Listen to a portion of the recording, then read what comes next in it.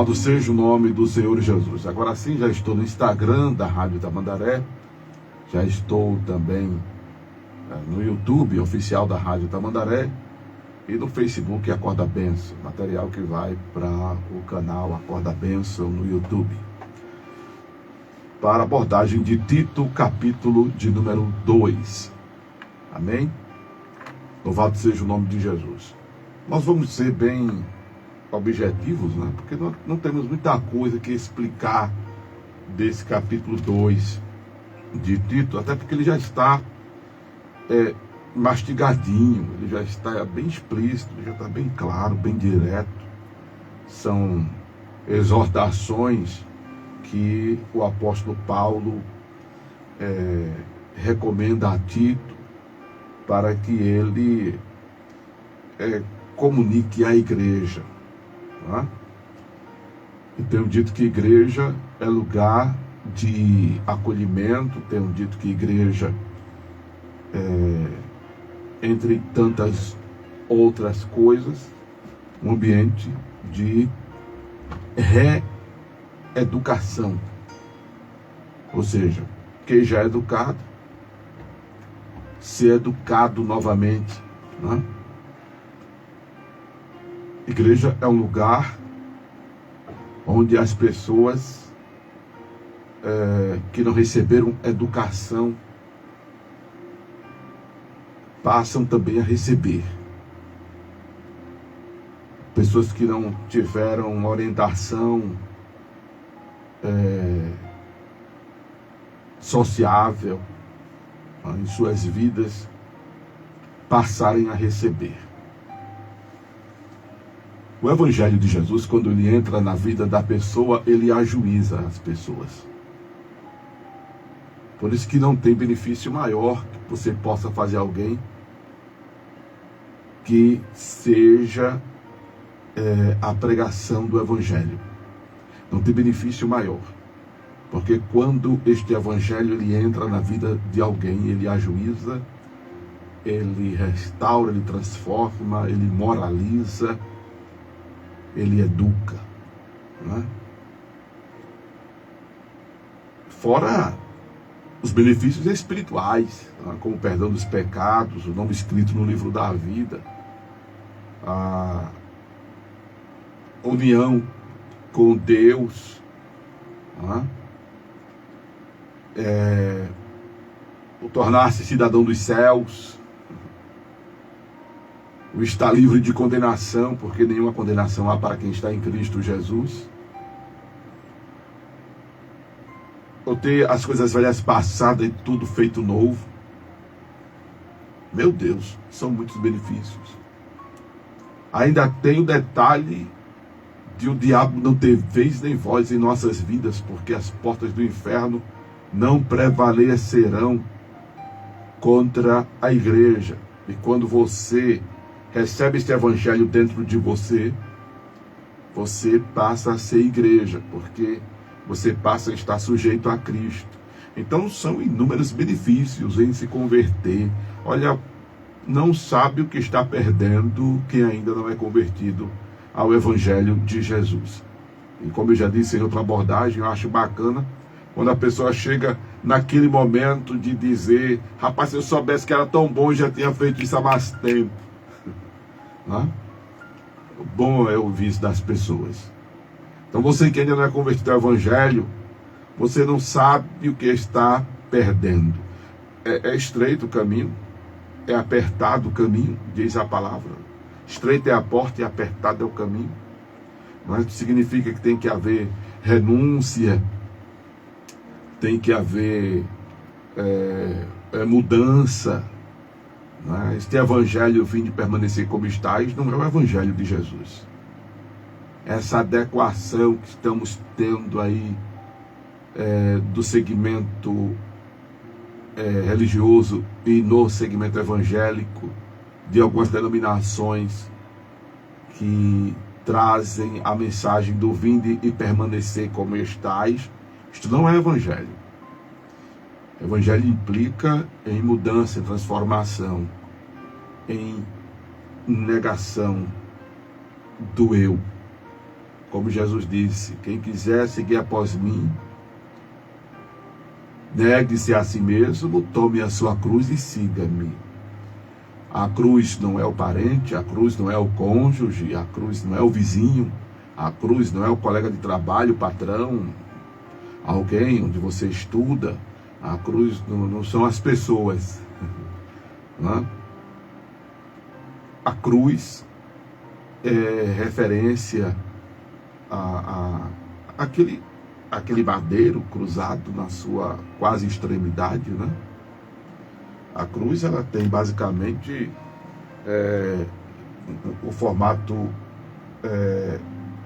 deixa eu mostrar aqui para quem está me assistindo pela live, né?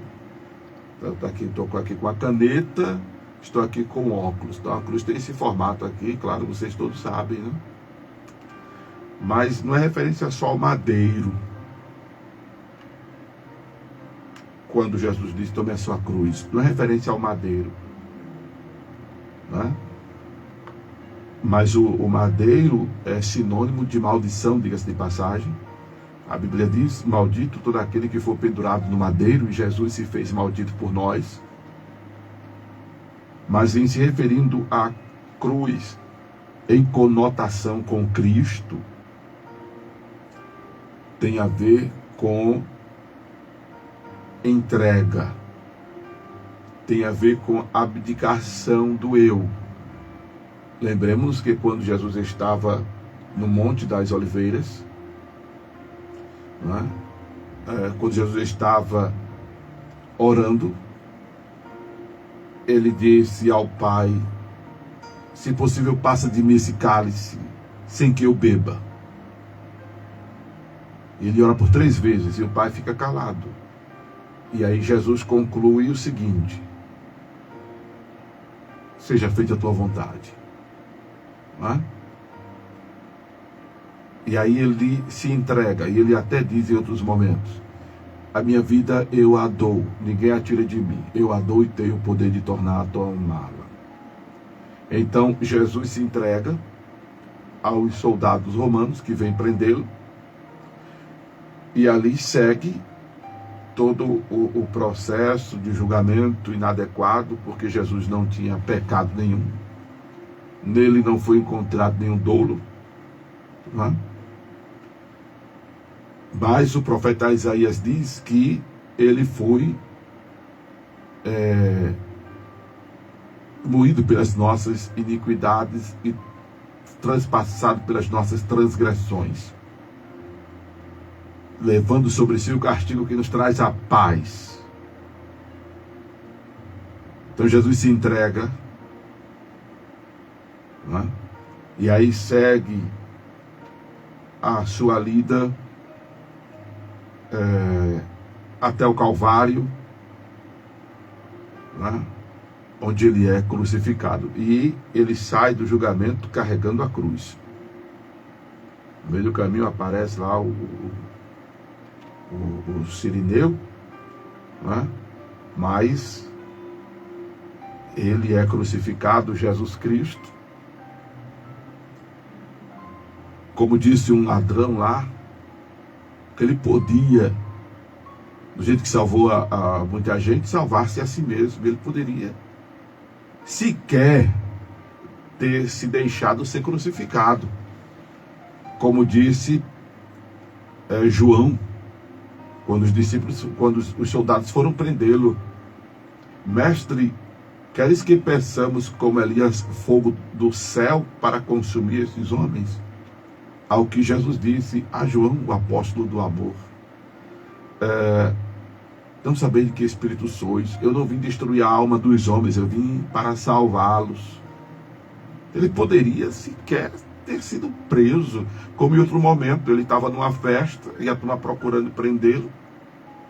Ele passa por meio dos homens e ninguém o vê, ele se torna invisível e ninguém o vê. Aleluia. Mas aí Paulo, escrevendo aos Filipenses, diz que ele não teve por usurpação ser Deus, mas aniquilou-se a si mesmo, assumindo forma de servo, e foi obediente até a morte e morte de cruz. Então a cruz é renúncia. Tome sua cruz e siga-me. É você renunciar o seu eu, a sua vontade.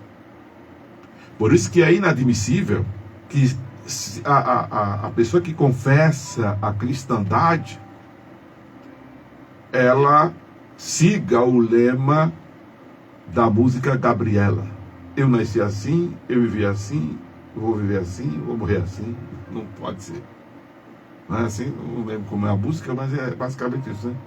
Eu nasci assim, eu vivi assim, vou morrer assim, porque é Gabriela. Não, o crente, não, o cristão que professa, a pessoa que professa a cristandade, ela não pode ter essa preconização da música Gabriela.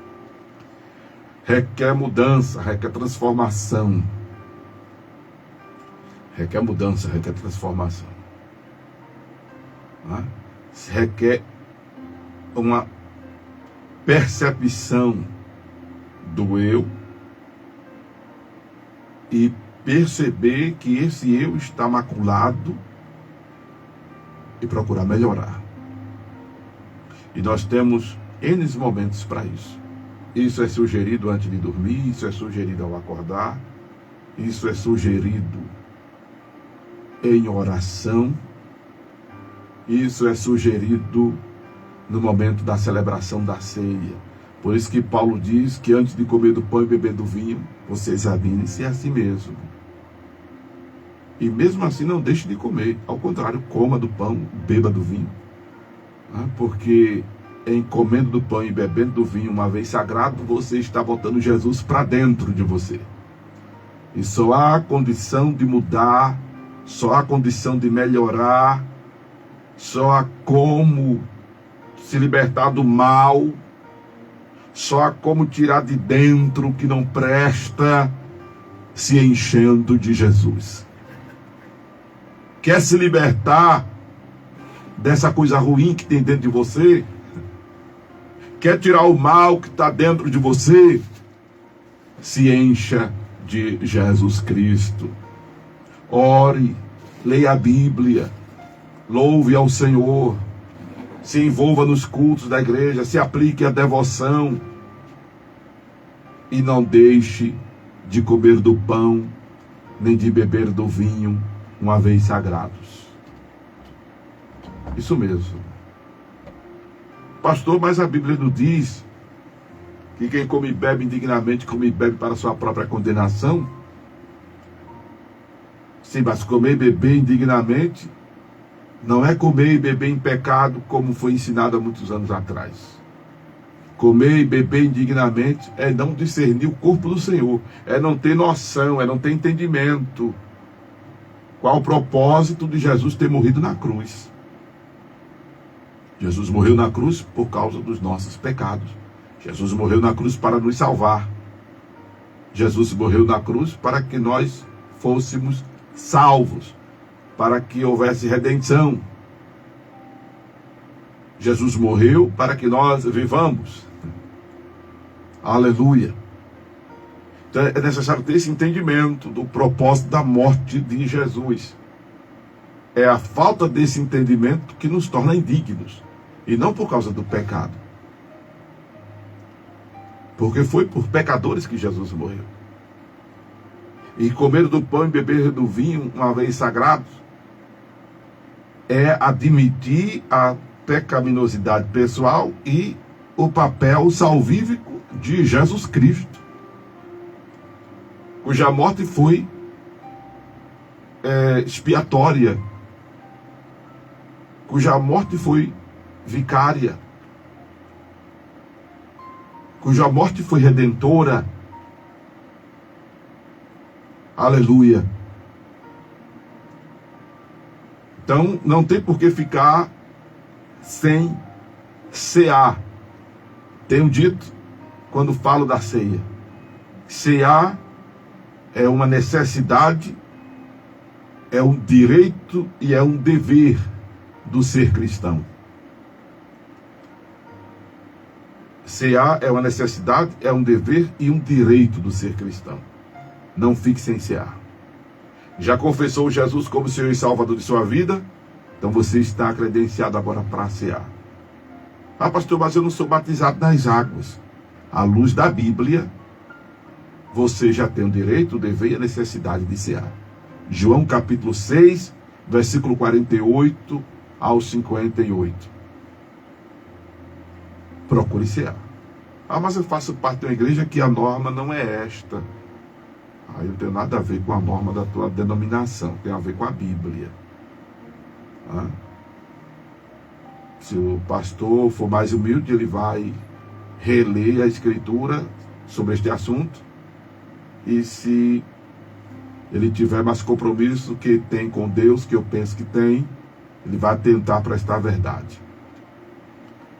Glória a Deus, porque na minha primeira edição aqui na Rádio Tamandaré, eu pregava muito sobre isso.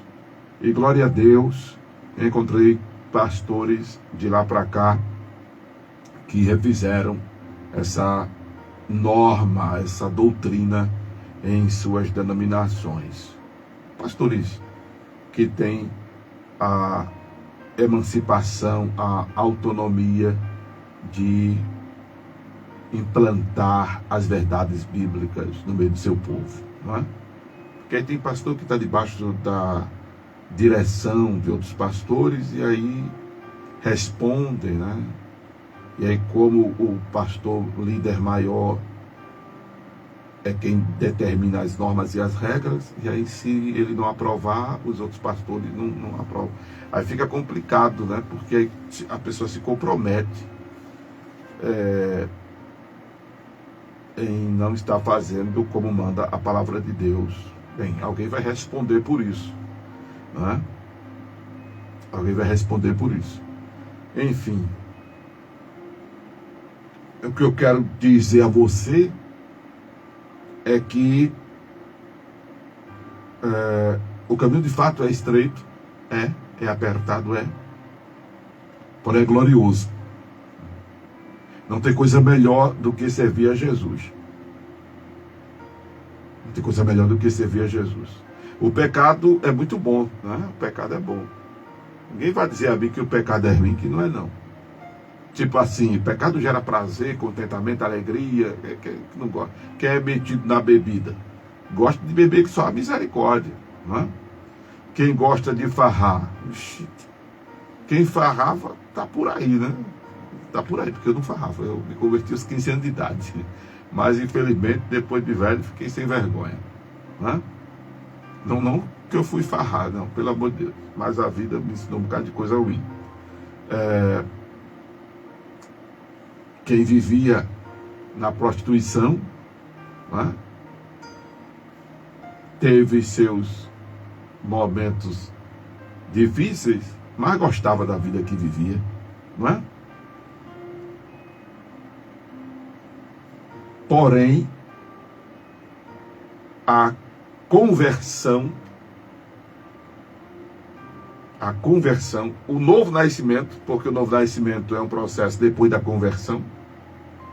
A conversão é a mudança, e nessa mudança você resolve amar Jesus de toda a sua força, de toda a sua alma e de todo o seu entendimento. E a partir dessa decisão, o Espírito Santo se une ao seu espírito. É o que torna você nova criatura, é o que faz de você, que é cristão, mais do que um religioso. As religiões, o que elas de repente conseguem fazer muito é uma mudança na vida das pessoas de algum hábito, de algumas práticas, do deixar de fazer aquilo e fazer outra coisa e tal.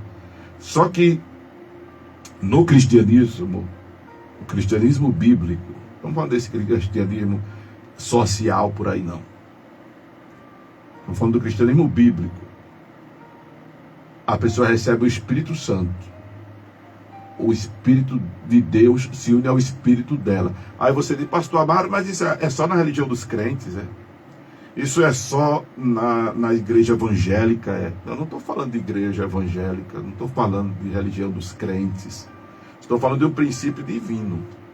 Se você confessa Jesus agora, independente de você estar pensando em uma denominação evangélica, em um segmento religioso. Se você está pensando agora em nascer de novo, em se converter ao Evangelho de Jesus, se você está pensando nisso agora, o Espírito Santo se une ao seu espírito. A orientação que ele dou é que comece a ler a Bíblia. Independente de onde você queira seguir, comece a ler a Bíblia. O que é que vai acontecer? O Espírito Santo, se ele entrou em você e você estiver lendo a Bíblia, aí de repente, preste atenção no que eu estou dizendo, de repente você vai estar até dentro de uma igreja evangélica, mas você vai perceber que essa igreja evangélica, ela não está falando a palavra de Deus. Sabe o que é que vai acontecer? Você vai sair dela. Você vai sair dela. Essa igreja que se diz evangélica, você vai sair. Porque o Espírito Santo, se receber o Espírito Santo, ele vai lhe guiar na verdade. Ele vai lhe guiar na verdade.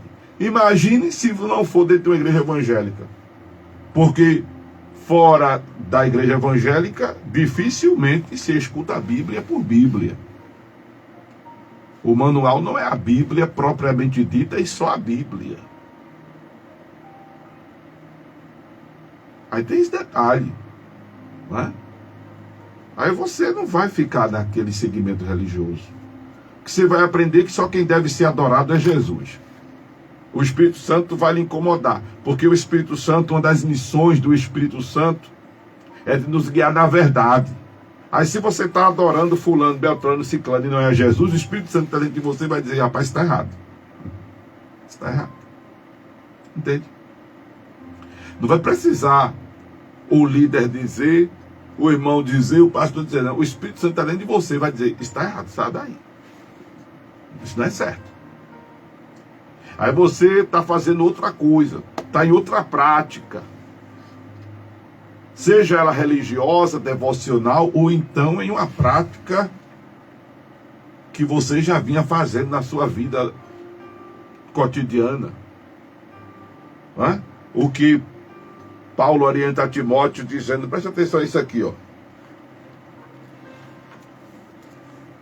Entre tantas palavras, eu vou ler Tito 2, porque já, como disse, é bem direto, né?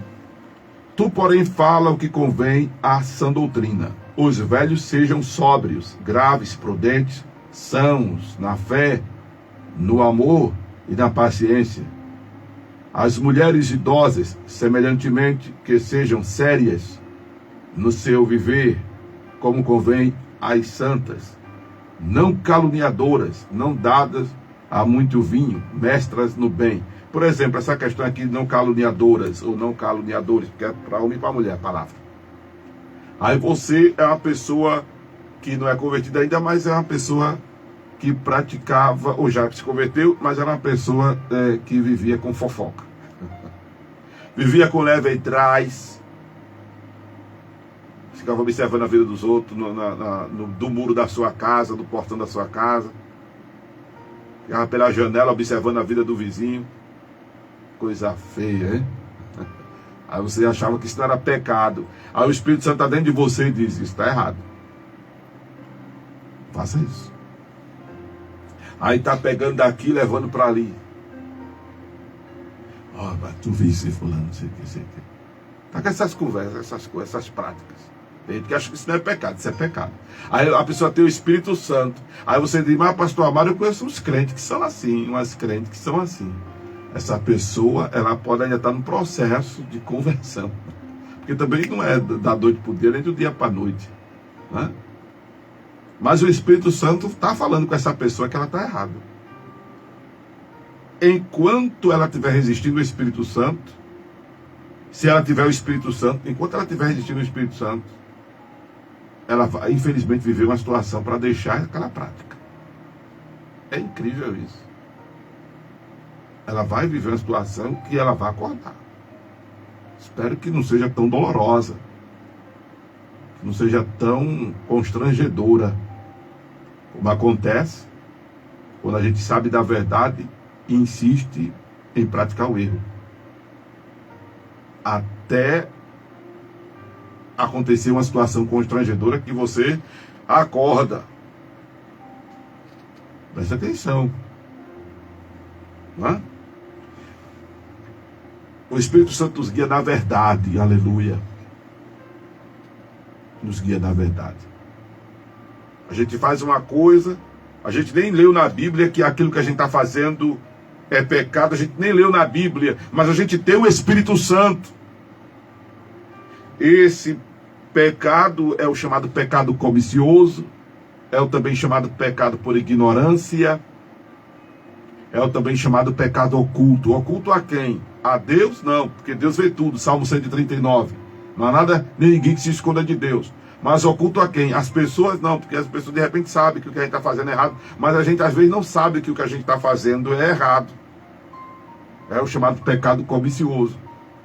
Aí o Espírito Santo que está em nós, ele diz a nós. Opera na nossa consciência.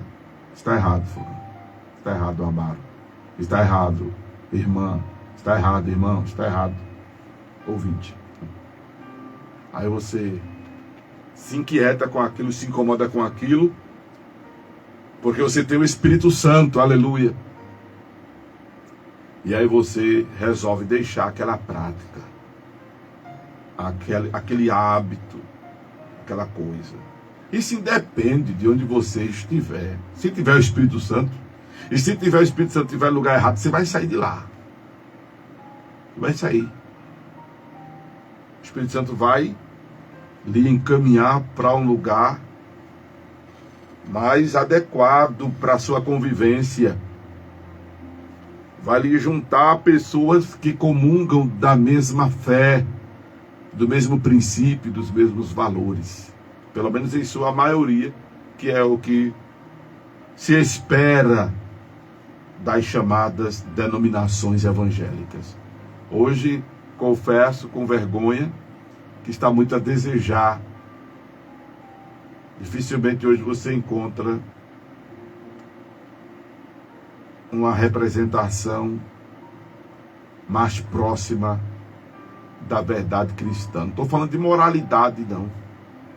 Porque não vá por esse caminho de que ali é rígido e é a igreja certa, não.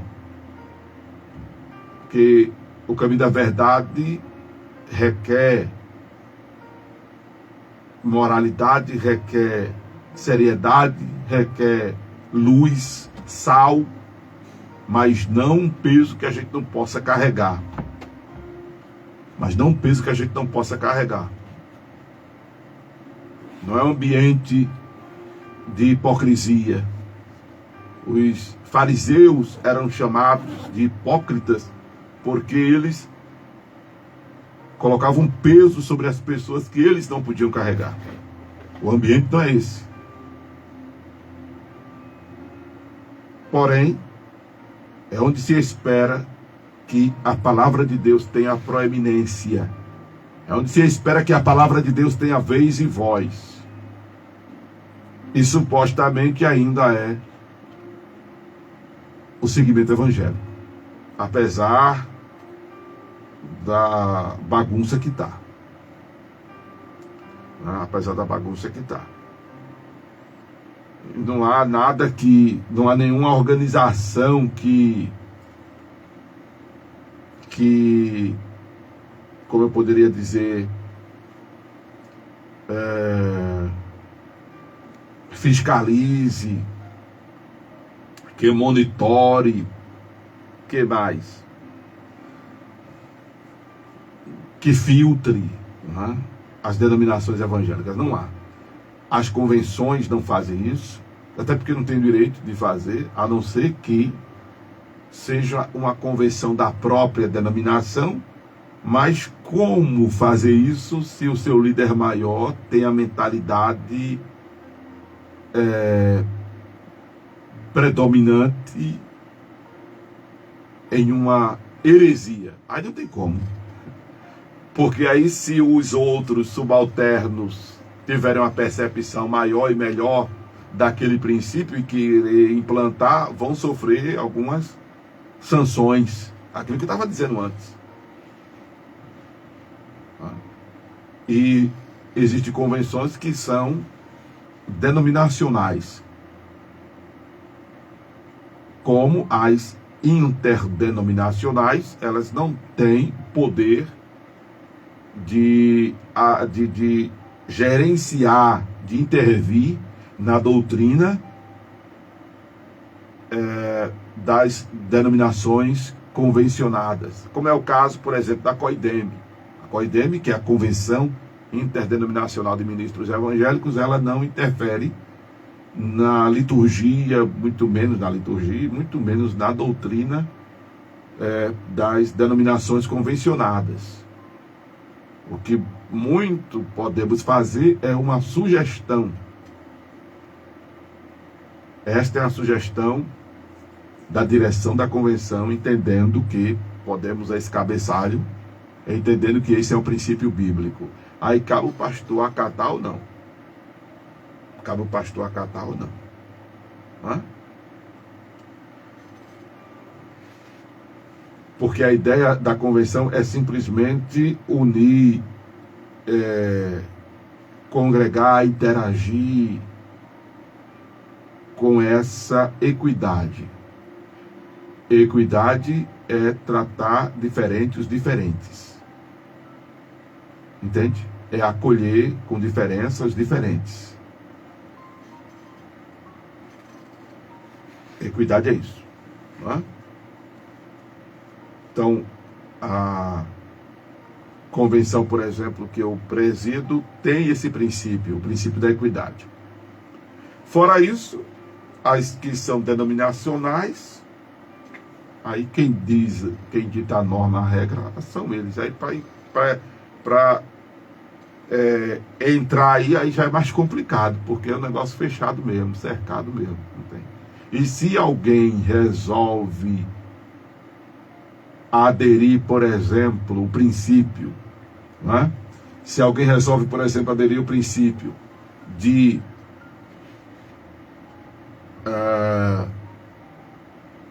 estabelecer lá na congregação que agora para cear a pessoa não precisa ser batizada nas águas e essa denominação preconiza que não, aí esse líder vai sofrer uma sanção.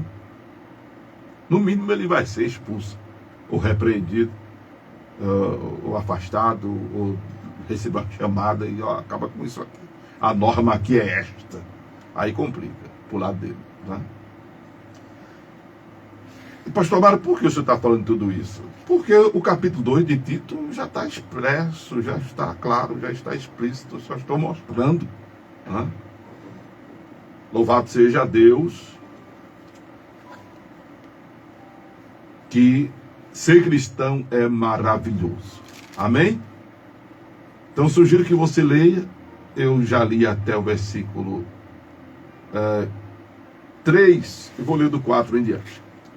Para que ensinem as mulheres novas a serem prudentes, a amarem seus maridos, a amarem seus filhos, a serem moderadas, castas, boas donas de casa, sujeitas a seu marido, a fim de que a palavra de Deus não seja blasfemada. Exorta semelhantemente aos jovens a que sejam moderados em tudo, te dá por exemplo de boas obras na doutrina, mostra incorrupção, gravidade, sinceridade, linguagem sã e irrepreensível, para que o adversário se envergonhe, não tendo nenhum mal que dizer de nós. Exorta os servos a que se sujeitem ao seu Senhor e em tudo agradem, não contradizendo, não defraudando, antes mostrando toda a boa lealdade, para que em tudo sejam ornamento da doutrina de Deus, nosso Salvador. Porque a graça de Deus se há manifestado, trazendo salvação a todos os homens, ensinando-nos que, renunciando à impiedade e às concupiscências mundanas, vivamos neste presente século sóbria, justa e piamente, aguardando a bem-aventurada esperança e o aparecimento da glória do grande Deus e nosso Senhor Jesus Cristo, qual se deu a si mesmo por nós, para nos remir de toda iniquidade e purificar para si um povo seu, especial, zeloso de boas obras. Fala disto, e exorta, e repreende com toda a autoridade. Ninguém te despreze. Foi o que nós acabamos de fazer. E se esta palavra mexeu com você, aí não foi a voz de Amara Corrêa que você ouviu. Foi a voz de Deus, a voz do divino. Momento